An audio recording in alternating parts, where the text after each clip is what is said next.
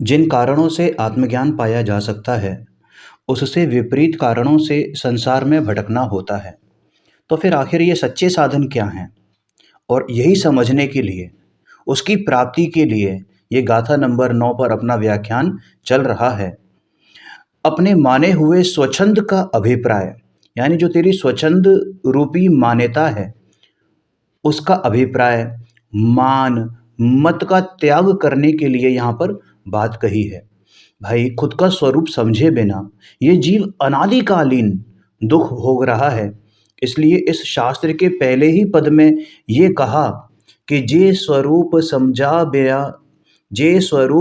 समझ्या बिना पाम्यो दुख अनंत।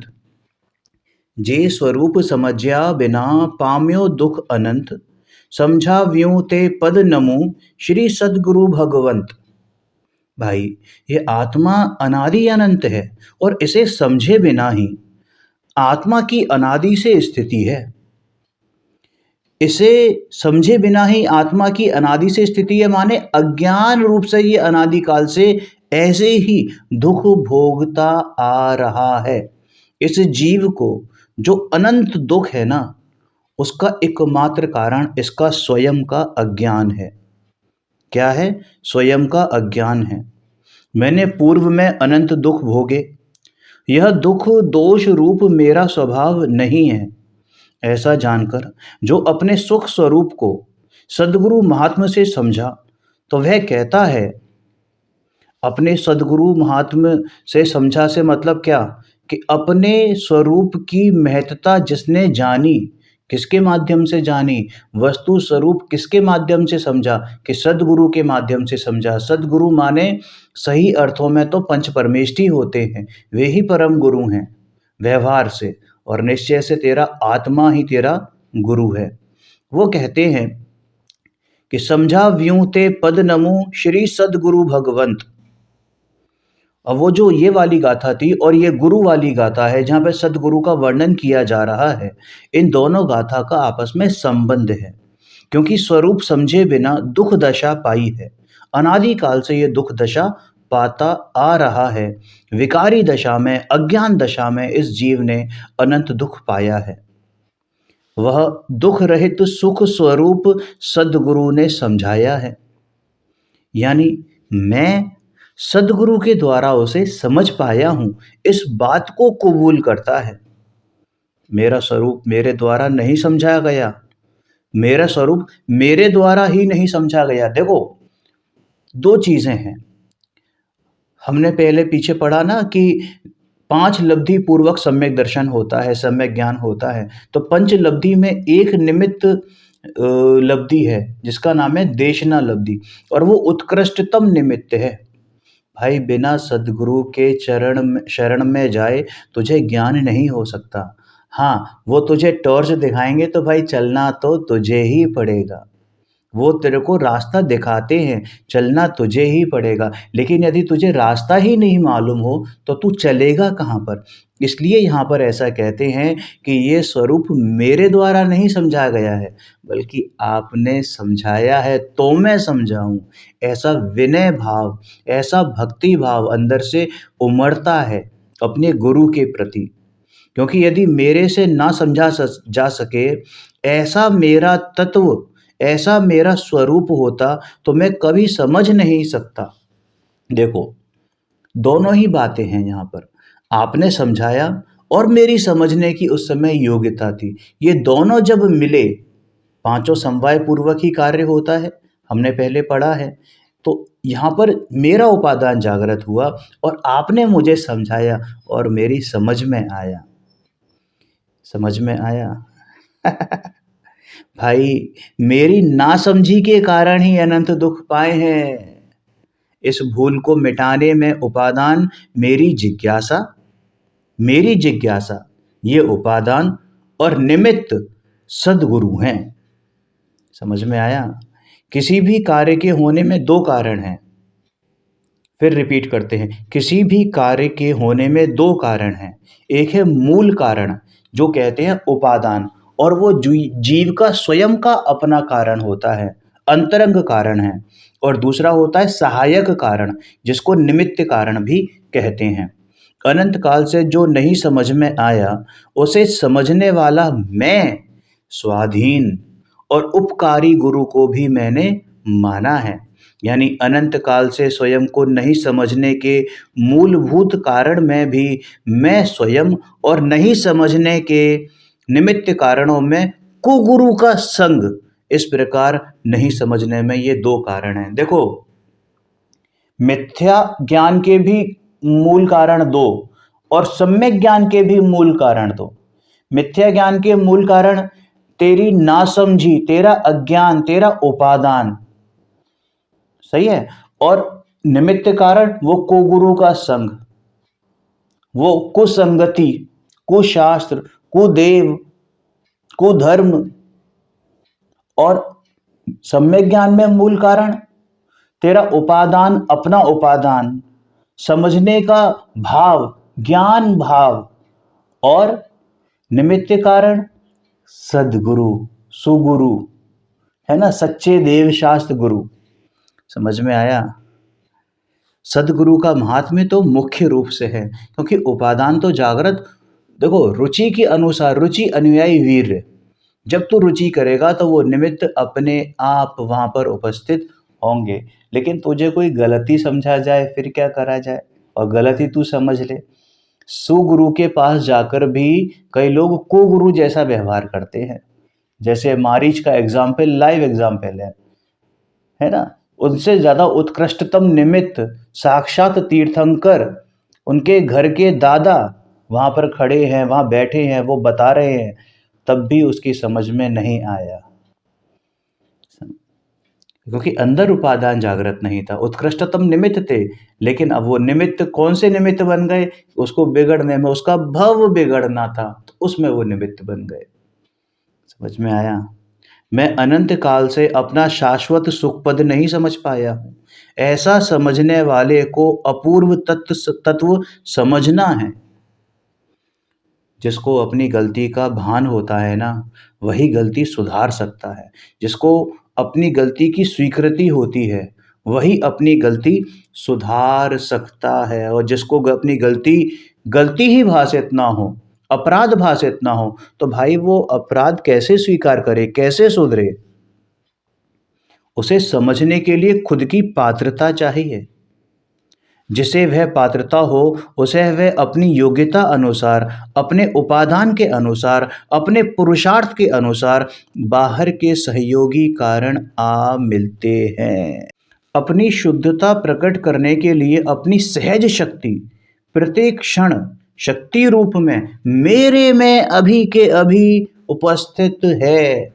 स्वयं का मोक्ष स्वरूप समझने की तीव्र जिज्ञासा होने पर सदगुरु के प्रति विनय जागृत होता है और सदगुरु मिलते हैं।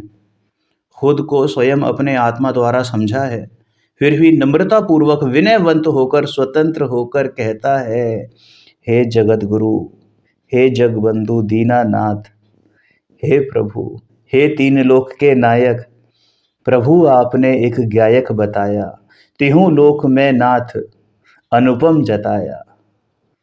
समझ में आया? समझाव्यों ते पद नमो श्री सदगुरु भगवंत। सदगुरु, हे श्री गुरु, हे परम गुरु, आपके ही निमित्त से मुझे ये मोक्ष मार्ग नसीब हुआ है। ठीक है, समझा अपनी पात्रता से है, लेकिन उसमें मुख्य निमित्त कारण तो सदगुरु उस पद को समझाने वाले हैं।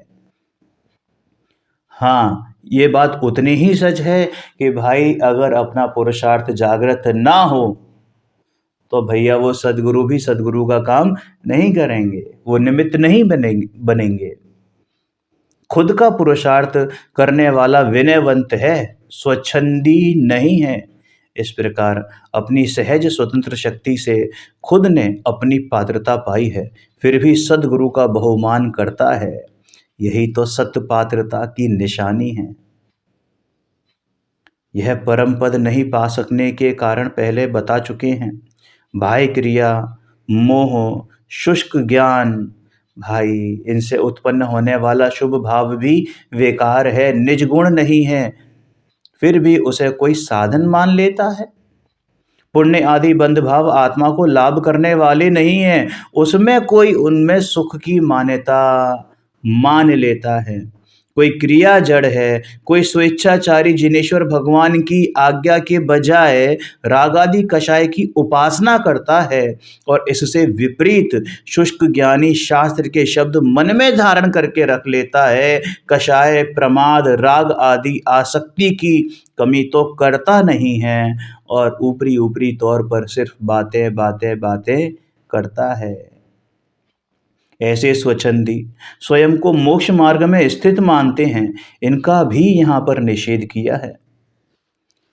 यहाँ पर श्रीमद् जी ने सदगुरु की आज्ञा का आराधन करने को खास वजन देकर ऐसा कहा है कि मोक्ष मार्ग का रहस्य ज्ञानी की आज्ञा में ही समाहित है। ज्ञानी मतलब ज्ञानी गुरु। प्रत्येक आत्मा पूर्ण, पवित्र, असंग एवं सर्वज्ञ स्वभाव में शक्ति रूप से टिका हुआ है। सर्वज्ञ प्रभु त्रिकाल ज्ञानी भगवान आत्मा ने मतलब भगवान ने आत्मा जिस स्वभाव रूप है, दोबारा पढ़ें, सर्वज्ञ प्रभु त्रिकाल ज्ञानी भगवान ने आत्मा जिस स्वरूप में है, जिस स्वभाव में है, उस रूप उसे जानकर आज्ञा की है। सर्वज्ञ प्रभु माने केवल ज्ञानी भगवान की यहाँ पर बात है। उस आज्ञा में ही मेरा धर्म है, यह प्रधान कथन है। वीतराग की आज्ञा ही मेरा धर्म है, वही परम तप है। इस लोक में अनंत ज्ञानियों द्वारा सम्मत किया गया जो न्याय है, वह सर्वज्ञ तीर्थंकर देव का अपूर्व भाव वचन है। भाव वचन है, भाव वचन है, श्रुत ज्ञान है। जीव अपना स्वरूप जैसा है वैसा जाने बिना अनादिकाल से स्वच्छंद पने में और मान के कारण भटकता है। अतः जिसने शुद्ध आत्मस्वरूप जाना है, वैसे ज्ञानी पुरुष की, ज्ञानी गुरु की आज्ञा क्या है, यह जानकर उसका आश्रय करना यही हित का मार्ग है, यही मोक्ष मार्ग है। देखो धवला जी में आता है उद्धरण, सम्यक दर्शन का स्वरूप क्या है, सम्यक दर्शन क्या होता है, कैसे होता है, कि 7 तत्वों के यथार्थ श्रद्धान को सम्यक दर्शन कहते हैं। वहां पर यह बात कही कि 7 तत्वों का यथार्थ श्रद्धान इज इक्वल्स टू देव शास्त्र गुरु का यथार्थ श्रद्धान, क्योंकि देव शास्त्र गुरु में की श्रद्धा में 7 तत्वों की, 6 द्रव्यों की श्रद्धा गर्भित है, निहित है। अब वीतराग भगवान की आज्ञा क्या है, यह तुझे जानना पड़ेगा, परीक्षा करनी पड़ेगी, क्योंकि बहुत से लोग कहते हैं कि हम सर्वज्ञ भगवान की आज्ञा ही बता रहे हैं, उन्हीं की उपासना करते हैं, अतः हमारी मान्यता बिल्कुल सही है। मिथ्या दृष्टि माँ को माँ कहे तो मान मत लेना। अज्ञानी की बात का रंच मात्र भी भरोसा नहीं है। सही परीक्षा द्वारा सच्चे सद्गुरु की पहचान से भगवान की सच्ची आज्ञा समझ में आती है। अतः श्रीमद् जी कहते हैं कि किसी एक सत्पुरुष को खोज, ध्यान दें इस शब्द पर, किसी एक सत्पुरुष को खोज, किसी भी पुरुष को खोज ऐसा नहीं है, किसी को भी गुरु मान ले ऐसा नहीं है। सत्पुरुष को खोज और उनकी चाहे जैसी आज्ञा में समर्पित हो जा, वो जो कहें उनकी उनमें पूर्ण भक्ति भाव से समर्पित हो जा, उन्हें शिरोधार्य मान, आदर कर, और फिर मोक्ष ना मिले तो मुझसे ले लेना। इतनी गारंटी देते हैं कि सच्चे देव शास्त्र गुरु का श्रद्धान हो और मोक्ष ना मिले तो अभी के अभी मुझसे ले ले, क्योंकि ऐसा 3 काल में कभी हुआ नहीं कि देव शास्त्र गुरु का श्रद्धान जिसको हुआ और उसको मोक्ष हुआ नहीं। ऐसा कभी नहीं होता, कभी होगा नहीं, क्योंकि एक बार सच्चे देव शास्त्र गुरु का श्रद्धान होता है, श्री गुरु का की विनय होती है, आदर होता है, आश्रय होता है, तो फिर उसे ज्ञानी के सत्संग के बिना कहीं रुचेगा ही नहीं और मोक्ष का स्वरूप समझ में आए बिना रहेगा नहीं, इसलिए उसे किसी से पूछने जाना नहीं पड़ेगा। स्वरूप में शंका नहीं होगी, तुरंत ही सम्यक दृष्टि के जो 8 अंग होते हैं ना, वहीं उसको प्रकट होंगे, निशंकित, निकांक्षित इत्यादि। समझ में आया भाई? इस आत्म सिद्धि शास्त्र में बहुत गंभीर रहस्य, गूढ़ रहस्य छुपा पड़ा है। तेरे हित की, मेरे हित की बात है। जगत के समस्त भाव जिसने देखे हैं, जाने हैं, ऐसे वो तीर्थंकर भगवंत, उन्होंने ऐसा कहा है कि हे भव्य जीवों, सत्पुरुष जिस प्रकार से आत्मस्वरूप बताना चाहते हैं, उसे अभी तक आत्मा की रुचि पूर्वक, अर्पणता पूर्वक सुना भी नहीं है। आनंद स्वरूप आत्मा क्या है, यह बात तूने पूर्व में अनंत काल तक सुनी नहीं। धर्मात्मा ज्ञानी का जो कहना है, उसका अनुसरण करके, उनकी आज्ञा का अनुसरण करके आत्मा के हित व स्वाधीनता की प्रामाणिक बात तूने आज तक सुनी नहीं। सबकी सुनी अनुभूत परिचित भोग बंधन की कथा, पर से पृथक एकत्व की उपलब्धि केवल सुलभ न। सब सुना लेकिन एकमात्र पर से पृथक एकत्व की उपलब्धि केवल सुलभ न। अपनी उपलब्धि ना सुनी अपना आत्मा नहीं सुना। हे प्रभु, हे प्रभु, कदाचित आत्मा की बात कहने वाले ज्ञानी पुरुष मिलें और वह बात सुनने को मिली, किंतु उस बात को यथा तथ्य समझकर प्रतीति नहीं की, जैसा है वैसा समझकर प्रतीति नहीं की, अमलीकरण नहीं किया। अमलीकरण माने अपने में इम्प्लीमेंट नहीं किया, एग्जीक्यूट नहीं किया। शास्त्रों में भी कहा है ना कि केवली समक्ष भी रह गया कोरा। अरे अनंतों बार समक्ष शरण के चक्कर लगाए हमने, लेकिन आज तक कभी अपनी बात सुनने नहीं मिली। सुनाई दी और एक कान से सुनी, दूसरे से निकाल दी। सर्वज्ञ भगवंतों ने, ज्ञानी गुरुओं ने जिस मूल भाव और आशय से आत्मा की बात कही है, उस भाव व आशय से तुमने उसे जाना नहीं, सुना नहीं, विरोध या पक्षपात को मिटाकर प्रतीति की नहीं, और उस अपूर्व भाव का आदर आया नहीं। जो लायक जीव माने जो भव्य जीव ज्ञानी की आज्ञा की उपासना करता है, उसे ज्ञानी मुनियों ने सामायिक कहा है। इस आत्मा का स्वरूप ही सामायिक है। क्या होता है सामायिक का अर्थ? सम यानी आत्मा अविकारी है, पुण्य पाप रहित है, वीतराग स्वभावी है। ऐसा समता स्वरूप पूर्व में कभी जाना नहीं था। सद्गुरु आज्ञा की उपासना द्वारा आत्मा को पहचानकर, सारे विरोध मिटाकर, उस आज्ञा में, ज्ञान में, अय माने क्या? अय माने ज्ञान, अय माने ज्ञान। सामायिक में सम आया, अब अय माने ज्ञान, यानी उस सामायिक, उस आत्मा का स्वरूप अपने में जानना, एक आत्मा का स्वरूप अपने में जानना, सो सामायिक, यानी आत्मा में एकत्व रूप से समा जाना। ऐसा परम गंभीर अर्थ है सामायिक का। जिसने आत्मा को जाना, उसने सब जाना।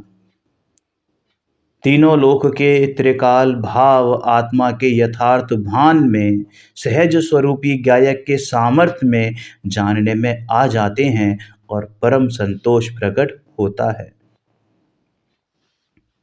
सच्चा अध्यात्म क्या है? वास्तव में तो श्रीमद् जी इस काल के अपूर्व अतुलनीय व्यक्ति हैं, अतुलनीय महापुरुष हैं।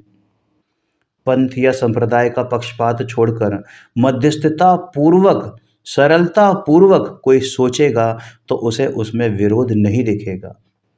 पुनश्च उनको ज्ञानी कहने में अन्य कोई ज्ञानी हो तो उनका निषेध नहीं है। भाई श्रीमद् जी का विशाल हृदय, उज्ज्वल अंतःकरण जो समझना चाहता है, उसे पहले अपने अंदर पात्रता प्रकट करनी होगी। धैर्य पूर्वक कोई सुनना चाहे, सच्ची जिज्ञासा बढ़ाए और पक्षपात का त्याग करे तो अनंत काल से भटकना पड़े, उसका कारण क्या है, यह समझ में आ सकता है। जिस भाव के कारण आत्मा का विस्मरण हुआ है, भाव के कारण, जिन परिणामों के कारण आत्मा का विस्मरण हुआ है, उससे विलक्षण यानी उससे अपूर्व ऐसा निर्दोष भाव बेहद कीमती और दुर्लभ होना चाहिए। यह समझे बिना इस भव का अंत नहीं आ सकता, नहीं आ सकता, नहीं आ सकता। यह अपूर्व भाव मुझ में है, किंतु उसे प्राप्त करने की विधि, ज्ञान कला की मुझे कुछ खबर ही नहीं है। इसकी कबूलात करके, इसको कबूल करके पक्ष का आग्रह छोड़कर सद्गुरु की शरण में जाना चाहिए, जाना चाहिए, जाना चाहिए। समझ में आया? ये भाव था गाथा नंबर 9 का।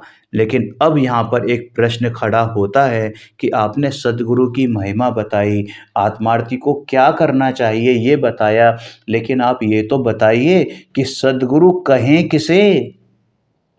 उनकी प्रामाणिकता के निर्दोष लक्षण क्या हैं? निर्दोष लक्षण क्या हैं?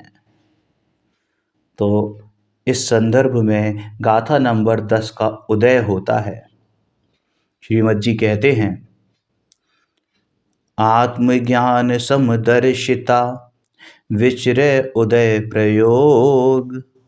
आत्मज्ञान समदर्शिता विचरे उदय प्रयोग। अपूर्व वाणी परम श्रुत, अपूर्व वाणी परम श्रुत, सद्गुरु लक्षण योग्य।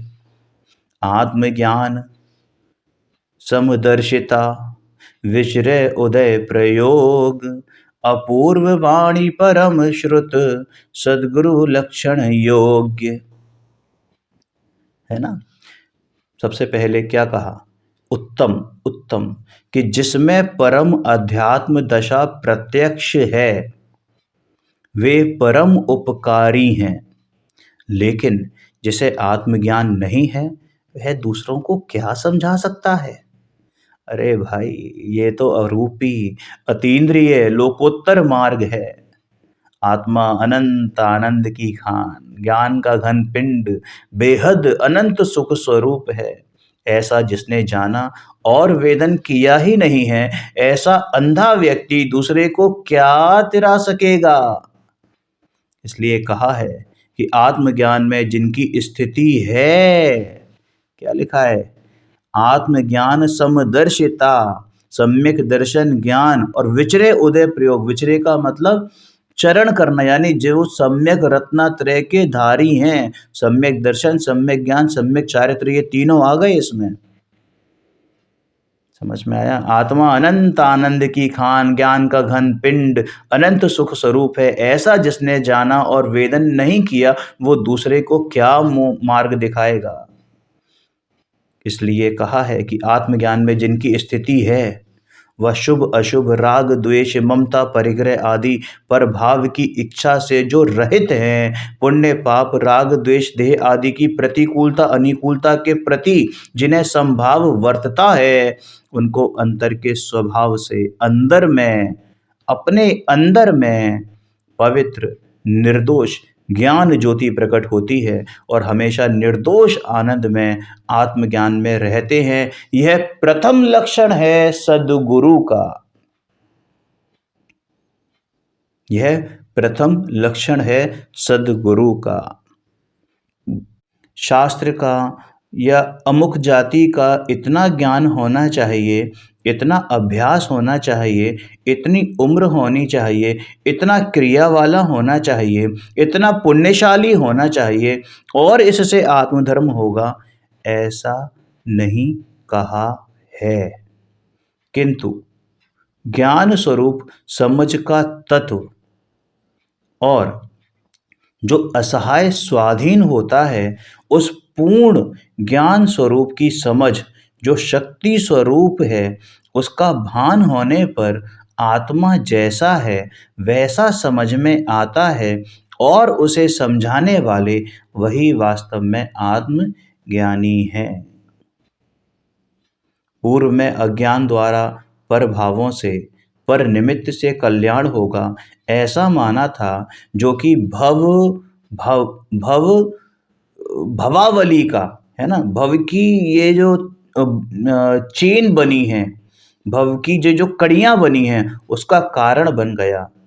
ऐसे अज्ञान को सद्गुरु की आज्ञा पालन द्वारा क्षण मात्र में मिटाकर आत्मज्ञान दशा प्रकट की जाती है, की जा सकती है।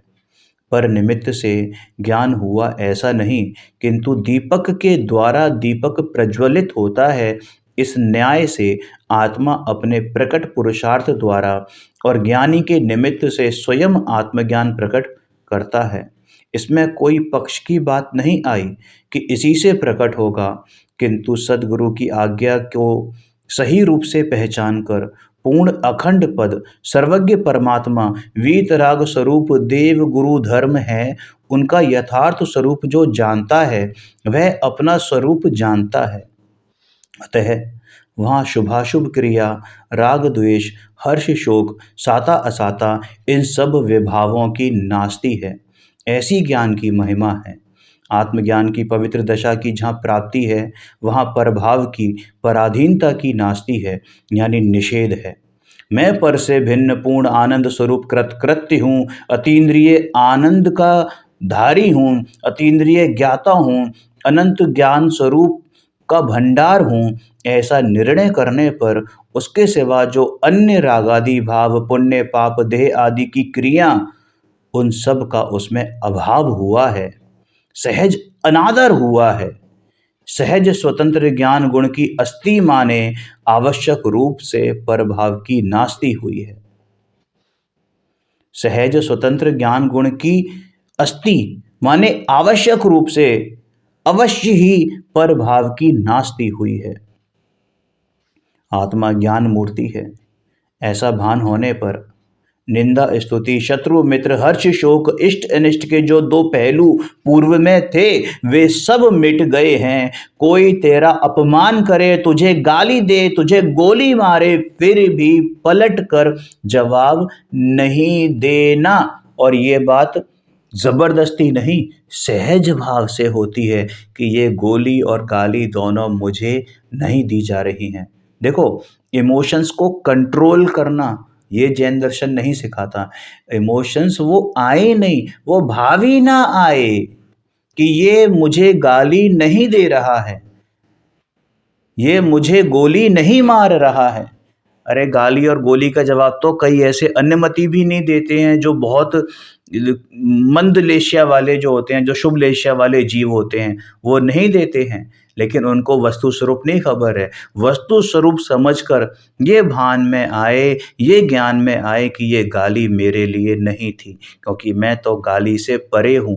ये तो शरीर को दी है और शरीर मेरा है नहीं, मैं शरीर नहीं हूँ। ये गोली मुझे लगी नहीं, क्योंकि ये गोली तो शरीर के साथ है। माने इस गोली ने स्पर्श किसको किया कि जो जिसमें स्पर्श गुण है, मेरे में तो स्पर्श गुण है ही नहीं। समझ में आया? जब तक स्वयं पूर्ण वीतराग हुआ नहीं, तब तक विनय भक्ति के कारण धर्मात्मा के गुणों के प्रति राग हो जाता है, आता ही है।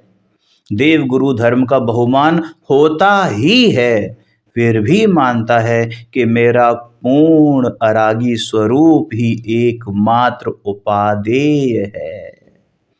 भगवान की भक्ति करते करते भी अंदर में ये श्रद्धा है कि मैं तो अरागी हूँ, उपादेय करने लायक तो एकमात्र मेरा गायक भगवान आत्मा ही है। आत्मा की यथार्थ श्रद्धा के ज्ञान सहित जो संभाव है, वही वास्तविक संभाव है। आत्मभान बिना मन द्वारा अनंत बार कषाय की मंदता करके शुभ भाव रूप समभाव बहुत रखा। व्रत तप क्रिया योग समाधि चारित्र इत्यादि सब अन्य सब कुछ किया, शरीर को क्रश किया, उपवास किए, एकासन रखा, निर्जल उपवास किया, निर्जल व्रत रखा। समझ में आया? एकमात्र आत्मज्ञान नहीं किया। श्रीमद जी कहते हैं, यम नियम संयम आप कियो, पुनि त्याग विराग अथाग लयो, वनवास लियो मुख मौन रहो, दृढ़ आसन पद्म लगाए दियो। भाई शहडाला जी में भी दौलत राम जी ने कहा है ना, मुनिव्रत धार अनंत बार ग्रैवेयक उपजायो। मौन व्रत आदि सब किया, किंतु जो अपना सहज स्वरूप है उसका भान नहीं किया। ऐसा कहकर गुरु गम का महात्म्य बताया गया है। सदगुरु वास्तव में आत्मार्थी जीवों के हृदय कमल का विकास करने में सूर्य की भांति हैं, सूर्य के समान हैं।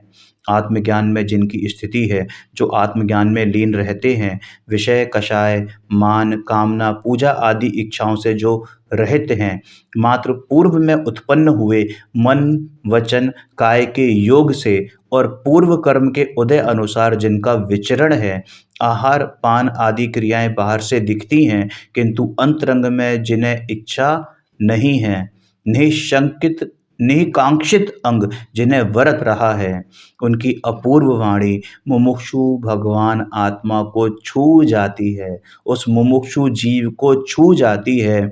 उनकी अपूर्व देशना भव्य आत्मा को, भव्य जीव को समझ में आ जाती है।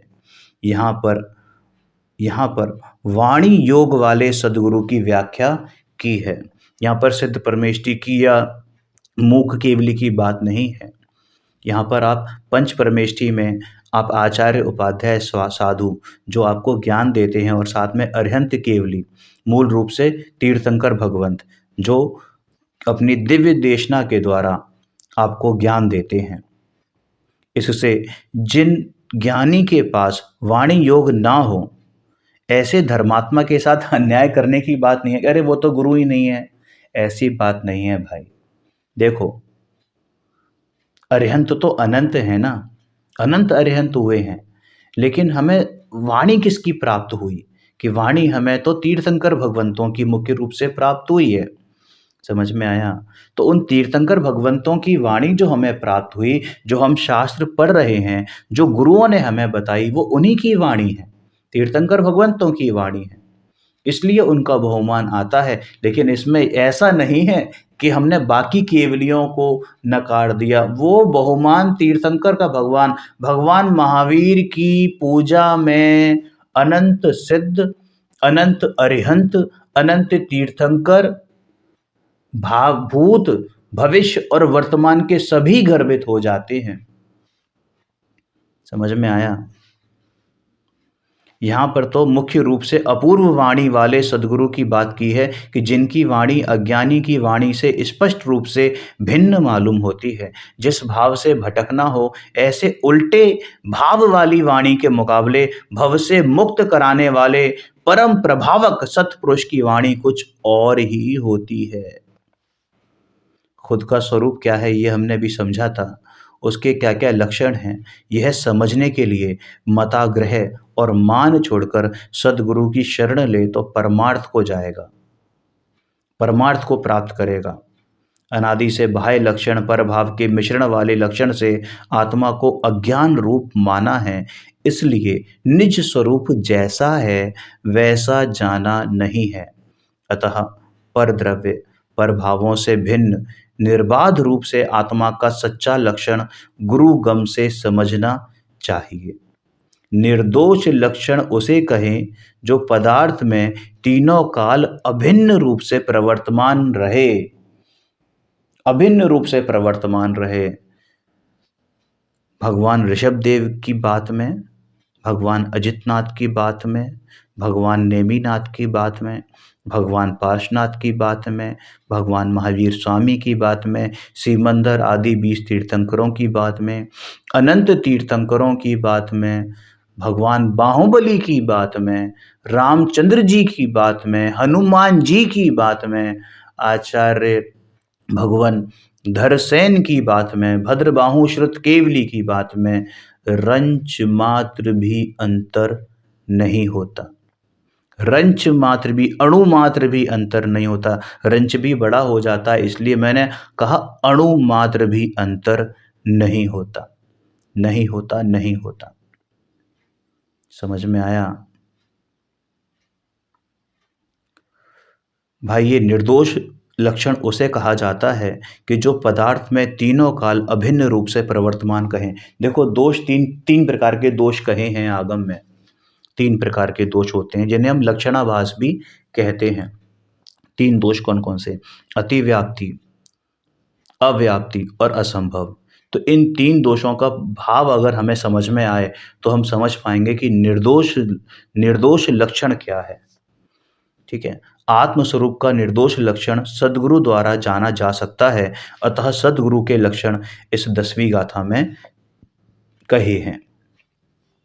शास्त्र में त्रिकाल अबाधित वस्तु पदार्थ के असाधारण जाति अनुसार लक्षण बताए गए हैं।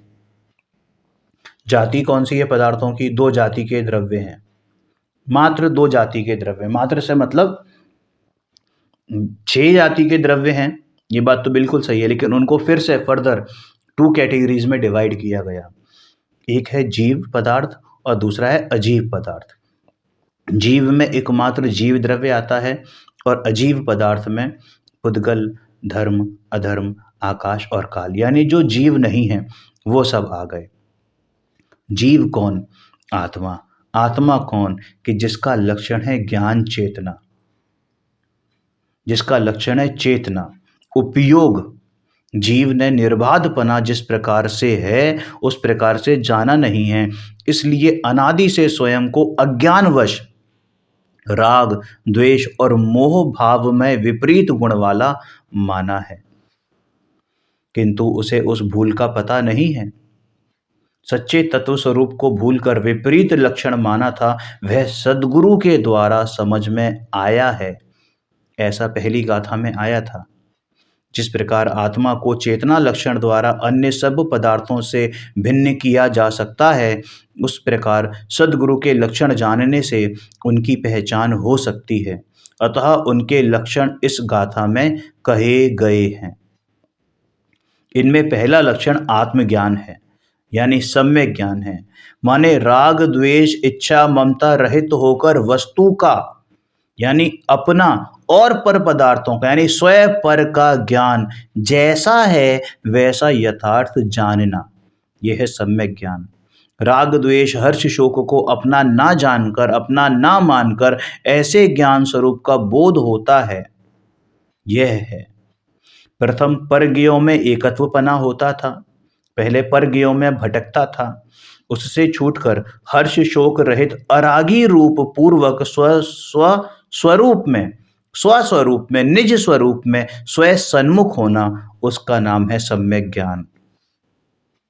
अज्ञान भाव को मिटाकर सुज्ञान का तथा अपने सहज आनंद का भोग करता है, पर भाव की इच्छा से रहित है, ऐसे ज्ञानी सत्पुरुष सद्गुरु कहे जाते हैं।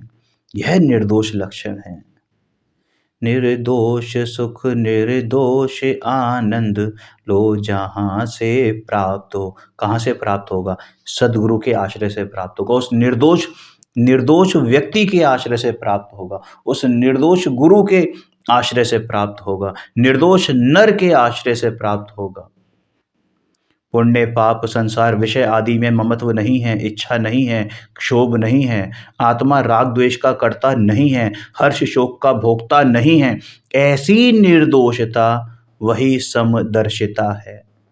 जब अपने स्वरूप में स्थिर हुआ, स्वभाव में टिका, तब परभाव के प्रति राग रहितपना सहज हुआ है। समदर्शिता का मतलब यह नहीं कि गलत को गलत ना कहे, किंतु सत्य असत्य का यथार्थ विवेक करे। समझ में आया? गलत को गलत कहता है, सही को सही कहता है, गलत का निषेध करता है, हित अहित को बराबर जानता है, जैसा है वैसा कहता है, वह समदर्शी है। वह समदर्शी है। ऐसा नहीं कि कोई गलत है, हाँ ये बात तो सही है, और कोई सही है, हाँ ये बात भी सही है। ऐसे नहीं, सबकी हाँ में हाँ मिलाने वाले को समदर्शी नहीं कहते। समदर्शी तो जो सही है उसको सही और जो गलत है उसको गलत माने, स्वीकारे और कहे भी। वो कोई राग और द्वेष की बात नहीं है। लोग अनादिकाल से ज्ञानी का विरोध करते आए हैं, वे चाहें जैसा कहें, ज्ञानी को उनकी पड़ी नहीं है।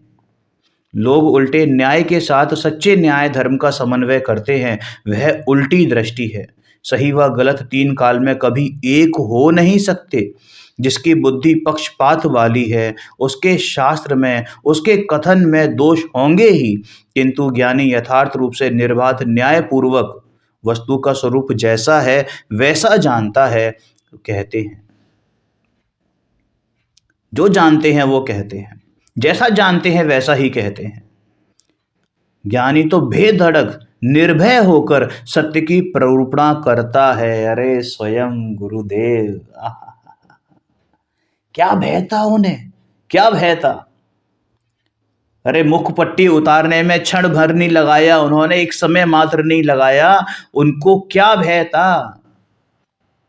उनको ये डर नहीं था कि मेरे 10 लाख फॉलोअर हैं और वो मुझसे दूर हो जाएंगे। कोई डर नहीं था। मुखपट्टी लगाने उतारने में, अपने उस ग्रहित मिथ्यात्व का चोला उतार फेंकने में उनको एक रंच मात्र भी देर नहीं हुई, जैसे ही उनको सच्चा स्वरूप समझ में आया। लोगों ने धमकियां भी दी, लेकिन धमकियों से डरने वाले हैं क्या भैया। अगर धमकियों से डरना होता तो मैं ये मार्ग ही ना अपनाता। रोटियों के लाले पड़े होते तो मैं ये मार्ग ही ना अपनाता। जगत को पसंद ना आए इसलिए कोई उल्टी बात नहीं कहते हैं वो। वे ज्ञानी को ज्ञानी कहेंगे, अज्ञानी को अज्ञानी कहेंगे। किसी जीव की निंदा नहीं करेंगे, किंतु जैसा है वैसा कहेंगे। कोई विसंवाद खड़ा हो जाए, ऐसा हो तो समय देखकर क्वचित मौन रहते हैं, क्वचित मौन रहते हैं। असत्य मान्यता, कुतर्क, कुदेव, कुधर्म, कुशास्त्र को झूठे कहकर निषेध करना, यह कोई ज्ञानी का दोष नहीं है भाई। गलत को गलत कहने में दोष नहीं खड़ा होता। कोई कहे कि दृष्टि विष खत्म हो जाने पर सब कुछ समान दिखता है, तो यह बात तो बिल्कुल गलत है। हाँ, सब कुछ क्लियर नजर आता है। दृष्टि विष खत्म हो जाने पर सब कुछ स्पष्ट नजर आता है, माने गलत गलत नजर आता है और सही सही नजर आता है। सत्य सत्य नजर आता है, असत्य असत्य नजर आता है। ज्ञानी सत्य असत्य, जहर अमृत, पर भाव स्वभाव, अकषाय कषाय, इन सबको एक समान नहीं मानते, किंतु जैसा है वैसा मानते हैं, वैसा कहते हैं। असत्य का निषेध करते हैं। और कुज्ञानी तो सत्य की पहचान नहीं रखते, तो बस गाल बजा के चले जाते हैं और सत्य का निषेध करते हैं, ज्ञान का निषेध करते हैं। भाई, जिस मार्ग से संसार फलता है उस मार्ग से मोक्ष नहीं फलता। ज्ञानी आत्म धर्मोपदेशक सत्य का स्थापन तथा झूठी मान्यता तथा झूठी प्ररूपणा का निषेध करते हैं। इसमें बाह्य दृष्टि से अल्प कषाय दिखे, बाहर से कोई कहे कि ये तो कषाई हैं भाई, लेकिन ये सच्चे न्याय की पुष्टि है। उन्हें व्यक्ति का द्वेष नहीं है, किंतु मान्यता का द्वेष है। द्वेष भी नहीं कहेंगे, बल्कि मान्यता के विरुद्ध हैं, वो उल्टी मान्यता के विरोधी हैं। वे तो वीतराग स्वरूप का जैसा है वैसा स्थापन करते हैं। अल्प कषाय होने के बावजूद भी निर्जरा है। लोकोत्तर पुण्य सहज बंध जाता है। यदि कोई गलत न्याय से वस्तु धर्म सिद्ध कर रहा हो तो उसका न्याय प्रमाण से निषेध करने के लिए धर्मात्मा ज्ञानी उपदेशक हो, चाहे गृहस्थ हो, चाहे मुनि हो, उसे कारणवशात सही न्याय समझाने का वेग भी आ जाए, फिर भी उनको अंतरंग में किसी के प्रति द्वेष नहीं है। उनको अंदर में ये भले ही ऐसा बाहर से ऐसा लग जाए कि ये तो क्रोध कर रहे हैं, लेकिन वास्तव में वो क्रोध अंतरंग में नहीं है। निर्दोष व सच्चे धर्म का समर्थन करने में धर्मात्मा कभी पीछे नहीं हटते। जो 7वें गुणस्थान में एवं ऊपर की भूमिका में है, माने जो शुद्धोपयोग में लीन है, उनको तो कभी ऐसा कुछ विकल्प भी नहीं आता, क्योंकि वे तो निर्विकल्प दशा में हैं। समझ में आया? अभी तक सच्चे सद्गुरु की पहचान के बिना भटकना हुआ है, खुद की पात्रता के बिना ही। कदापि ओघ संज्ञा से सत्पुरुष हैं ऐसा जाना तो भी इससे स्वयं को ज्ञानी के मिलने से होने वाला लाभ नहीं हुआ है। कोई जीव साक्षात सर्वज्ञ भगवान की धर्म सभा में जाकर कोरा का कोरा वापस आ जाता है, बाहर आकर सत्य का निषेध करता है और कहे कि सर्वज्ञ ऐसे नहीं होते क्योंकि उसने जो धारणा की थी वैसा उनमें दिखा नहीं। भाई, इस प्रकार के जीव ने अपनी कल्पना के अनुसार सत्पुरुष की तुलना की है। स्वयं में यथार्थ जानकारी नहीं होने के कारण, यथार्थ ज्ञान नहीं होने के कारण सत्पुरुष का निषेध करने की जो अज्ञान बुद्धिवश विपरीत रूप से जो उसने प्रवर्तना की है, उसने अंतर में सत्य का उल्लास आदर नहीं किया है, अपना ही निरादर किया है, यहाँ तक कि वस्तु स्वरूप का निरादर किया है, समस्त विश्व का निरादर किया है। यहाँ पर सदगुरु के लक्षण में सबसे पहला लक्षण तो आत्मज्ञानीपना ही बताया गया है और दूसरा लक्षण है समदर्शीपना। समदर्शिता का मतलब वीतराग स्वभाव। तीसरा लक्षण पूर्व कर्म के अनुसार उदय अनुसार योग का प्रवर्तन तथा सहज स्वरूप स्थित दशा में आत्मा का स्थिर रहना और चौथा लक्षण वाणी है। अज्ञानी की वाणी के मुकाबले आत्म स्वरूप के ज्ञाता और अक्रिय निर्मल ज्ञान स्वरूप में रमण करने वाले ज्ञानी की वाणी प्रत्यक्ष भिन्न भाषित होती है, प्रत्यक्ष भिन्न मालूम होती है। अज्ञानी की वाणी और ज्ञानी की वाणी दोनों में जमीन आसमान का अंतर है, कोई तुलना ही नहीं है। इसलिए तो ज्ञानी की वाणी को अपूर्व कहा है। अज्ञानी की वाणी में परभाव का स्थापन होता है, जबकि ज्ञानी की वाणी में अनेक न्याय सहित अविरोध, अकाट्य, अबाधित, स्यादवाद, सापेक्षता, न्याय, सिद्धांत, निर्दोषता होती है। समझ में आया? स्वरूप स्थित, इच्छा रहित, विचरे पूर्व प्रयोग, अपूर्व वाणी, परम श्रुत, सद्गुरु लक्षण योग्य। आत्मस्वरूप में उनकी स्थिति है, इसलिए राग आदि में प्रवर्तन नहीं है। विषय कषाय मान अपमान से रहित हैं, मात्र पूर्व में हुए उत्पन्न कर्मों के प्रयोग से विचरण करते हैं। बोलने की, चलने की, खाने की, पीने की भी इच्छा नहीं है। भूमिका के अनुसार जो हो रहा होता है बस वही करते हैं। गुणस्थान प्रमाण जो क्रिया उनको होती है बस वही होती है। अंतर में प्रकृति के उदयवश जो विकल्प आते हैं उसका विवेक है। पूर्व कर्म के अनुसार उनके देह का प्रवर्तन होता है। पूर्व कर्म के आवरण की निर्जरा होने लायक सहज पवित्र उनकी ज्ञान दशा है। यहाँ पर स्वरूप स्थित दशा कही, इसका मतलब संपूर्ण स्थिरता नहीं है। अभी संपूर्ण स्थिरता नहीं है ना। सकल चारित्र तो है, हो सकता है सकल चारित्र है, स्वरूप चरण चारित्र तो होता ही होता है और मुनियों के सकल चारित्र है, ठीक है ना। यहाँ पर यथाख्यात चारित्र की बात नहीं है, किंतु अभी साधक स्वभाव है, साधक अवस्था है, अर्थात ज्ञान दशा की बात कही है। 13वें गुण स्थानक में सर्वज्ञ होने के बाद तो आत्मा के गुणों को अविरत को आत्मा के गुणों को आवरण करने वाला कोई भी घाती कर्म नहीं है, लेकिन वहाँ पर अभी देह विद्यमान है और वाणी का योग क्वचित होता है, किंतु यहाँ पर आंशिक स्थिरता कही है। इस सद्गुरु में चारित्र दशा है, उसमें इच्छा रहित पना है, इच्छा रहित पना है, मान अपमान तृष्णा परिग्रह नहीं है। यहाँ पर बेसिकली अगर हम बात कहें ना तो यहाँ पर छठे गुण स्थान की बात है मूलतः, क्योंकि चौथी पांचवी भूमिका में तो सर्वविरति दशा नहीं होती है ना, इसलिए उसमें सामान्यतः उपदेशक पना नहीं कहते। सच्चे उपदेशक तो छठे गुण स्थान में, छठे सातवें गुण स्थान में झूलने वाले मुनिराज ही होते हैं और छठे गुण स्थान वाले मुनिराज ही उपदेश देते हैं, क्योंकि सातवां तो शुद्ध उपयोग का गुण स्थान है। समझ में आया? पूर्व प्रारब्ध के उदय को पूरा करने के लिए ही जिनका विचरण यानी कि आहार विहार निहार आदि देह का योग है, उनकी वाणी में अपूर्वता कही है। इसका कारण यह है कि पुण्य के अतिशय वाला वाणी योग जिनके नहीं है, उन्हें सद्गुरु नहीं कहा जाएगा।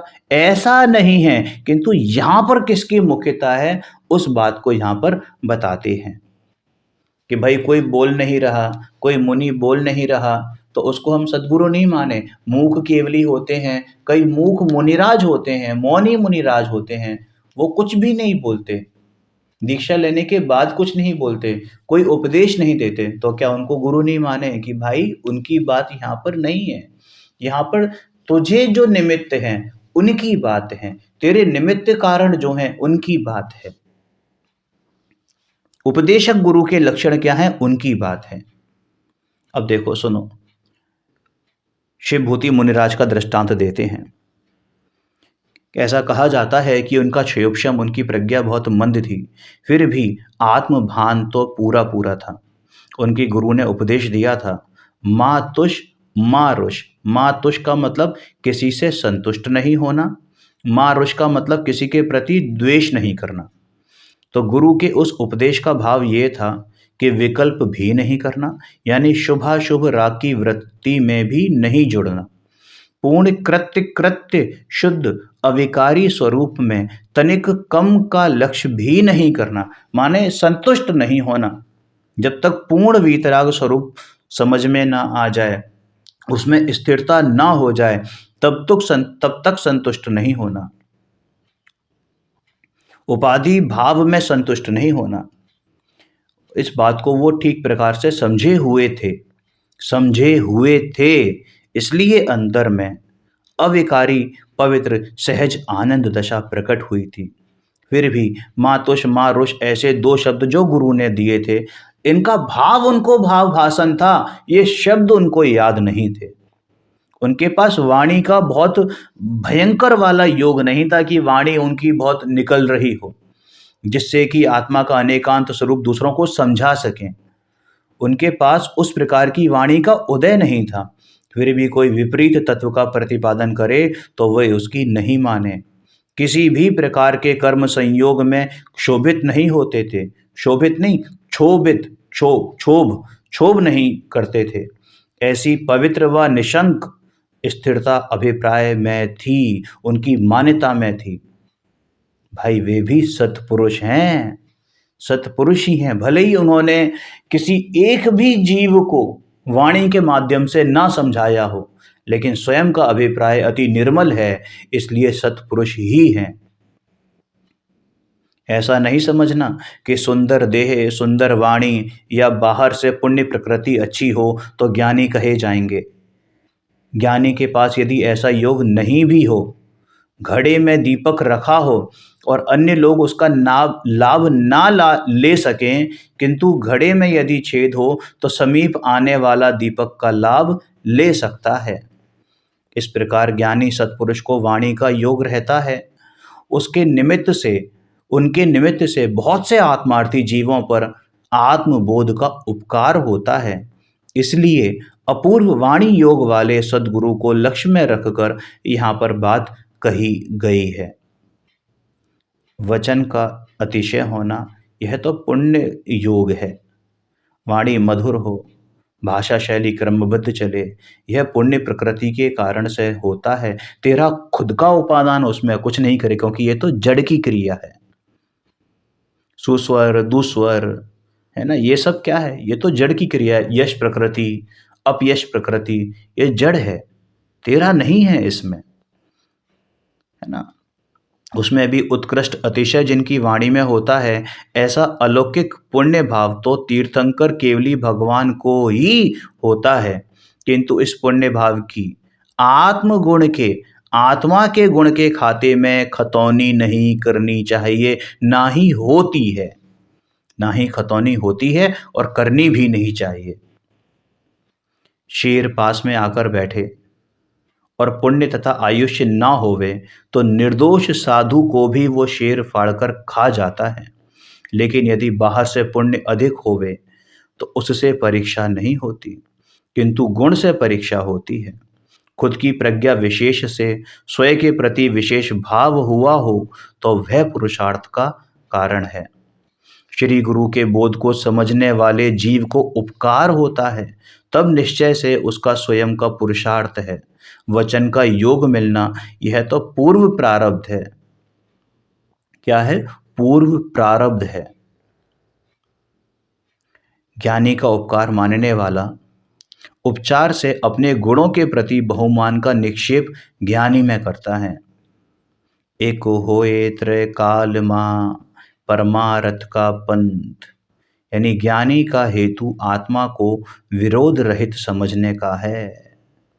पुण्य से आत्मगुण की पहचान नहीं हो सकती। भले ही अभी पूर्ण ज्ञान नहीं हुआ, पर ज्ञानमय दशा तो प्रवर्तती है।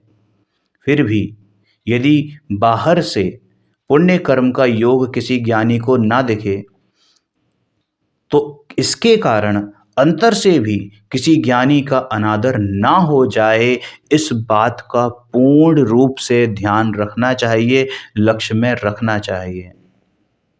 पुण्य पूज्य नहीं है।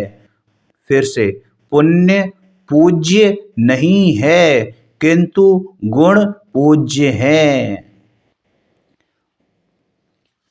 समझ में आया ना? वंदे तद्गुण लब्धये, किसकी वंदना करते हैं? जिन्होंने गुणों को प्राप्त किया है, पुण्य को प्राप्त किया, उनकी वंदना नहीं है। फिर भी वाणी को उपकारी कहा जाता है, निमित्त अपेक्षा से। आत्मा का अनंत सामर्थ्य समझाने वाले सद्गुरु को वाणी के पीछे छुपा हुआ आत्मभाव वह भव्य जीवों को उपकारी होता है। इसलिए यहाँ पर वचन अतिशय वाले सद्गुरु का वर्णन किया है, द्रव्य श्रुत का वर्णन किया है, उस द्रव्य श्रुत के निमित्त का वर्णन किया है। वाणी द्वारा गुण का भान होता है, अतः वह उपकार में निमित्त रूप होने से उपचार से उसको कारण कहा जाता है। भव्य जीव स्वयं पर के भेद विज्ञान से वस्तु का स्वरूप जैसा है वैसा समझते हैं। भाई, ये धर्म देशना, दिव्य देशना, ये जिनवाणी कानों में पढ़ना, ये द्रव्य श्रुत कानों में पढ़ना महापुण्य का योग है, किंतु केवल उसको सुनने मात्र से, कानों तक पहुंचने से लाभ नहीं होगा। लेकिन अंतरंग में पहचान करके, विचार करके उसका भाव समझने का प्रयत्न करे तो उससे लाभ है, लाभ है, लाभ है। ओम नमः सिद्धेभ्य।